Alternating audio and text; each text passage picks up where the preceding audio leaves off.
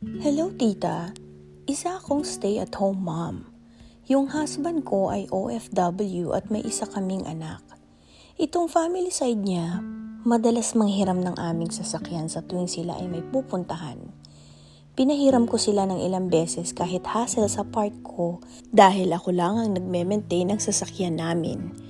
After nila gamitin, ako pa ang nagbabalik ng maayos sa garahe namin at ako pa ang nagpapa-car wash at nagpapagas nito dahil hindi nila nilalagyan ng gas bago isauli.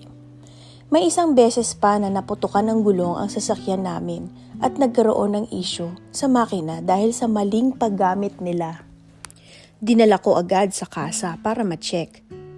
At take note of this, wala akong hiningi na kahit ano sa kanila sa lahat ng abala na ginawa nila. Nung nakaraang araw, tumawag uli sila para manghiram. To be honest, ayoko na silang pahiramin after hearing their reason. Hinihiram daw para gamitin sa pagsundo sa isang tao na hindi ko naman kilala. So, I said no. Sinabi ko na ayoko sila ulit pahiramin over the phone. Maya-maya lang naririnig ko mismo sa kamag-anak ko na, sige na. Ayaw magpahiram. With an irritated voice. Para bang nabwisit siya dahil hindi ako nagpahiram. Na-offend ako syempre, knowing that isang beses lang naman akong humindi, pero gano'n na agad yung reaksyon nila. Nakakasama ng loob. Sila pa yung may ganang magalit sa akin. Wala na nga silang ambag sa buhay namin. Isang hindi ko lang sa kanila. Masama na at madamot na ako sa paningin nila. Maraming salamat sa iyong naisulat. Unang-una, hindi ka madamot sa ginawa mong pagtanggi. Sa totoo lang, sobra pa nga ang pasensya at kabaitan mo sa kanila. Ilang beses mo na silang pinagbigyan pero imbes na magpasalamat at mag-ingat sa gamit ninyo, nagdulot pa sila ng abala. Ikaw na ang nag-maintain, ikaw pa ang gumastos. Pero kahit isang appreciation o effort para magbalik man lang ng gas, wala.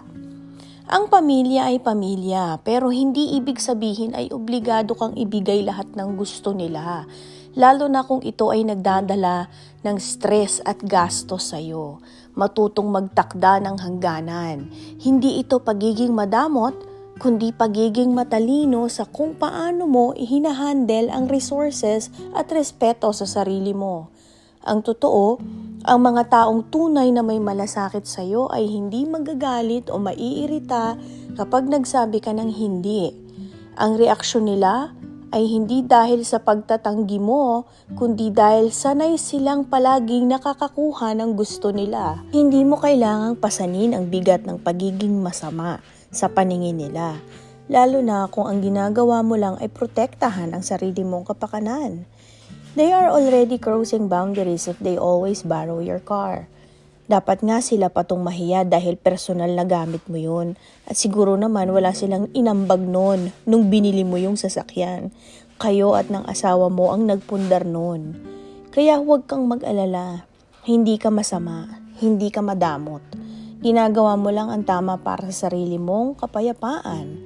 Kung mangulit man sila ulit, pwede mong sabihin na diretsahan. Pero maayos.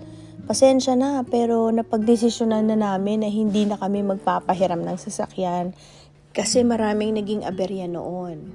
Sana maintindihan ninyo. At kung hindi nila matanggap, problema na nila yun. Hindi mo na responsibilidad. No? At yun lang, eto muli ang inyong digital tita na nagkikwento. Follow for more.